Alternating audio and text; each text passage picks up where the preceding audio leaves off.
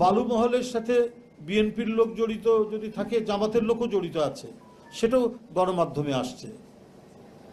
গণমাধ্যমে যে আসছে না তারা, সেটাও আসছে, কিন্তু সেটা বেশি ফলাও করে প্রচার হচ্ছে না।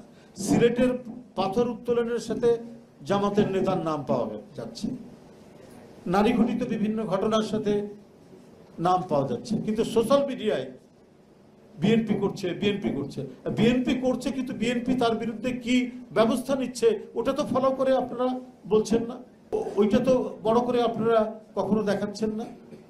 যে হ্যাঁ, একটা পরিবারের মধ্যে থাকতে পারে, দুষ্ট ছেলে থাকতে পারে, তার সেই দুষ্ট ছেলেকে শাসন করছে কিনা বাবা মা, সেটা তো বিবেচনা করতে হবে। যে বাবা মা তার নিজের দুষ্ট ছেলেকে শাসন করে, সেই বাবা মা সবচেয়ে সার্থক বাবা মা। তো আপনারা সেইটা না তুলে খুব প্রথমে সরকারের একজন উপদেষ্টা শুরু করলেন, এখন সেই কোরাস এখন গাচ্ছেন একটি রাজনৈতিক দল। আমি গতকালকেও দেখলাম এই চাঁদাবাজি, বালু উত্তোলন, এই সেই। তো এখানে তো আপনাদেরও নাম পাওয়া যাচ্ছে, আর আমরা যে তাদেরকে বহিষ্কার করছি, পদ স্থগিত করছি, তাদেরকে বিভিন্ন শাস্তিমূলক ব্যবস্থা গ্রহণ করছি, সেটা তো বলছেন না।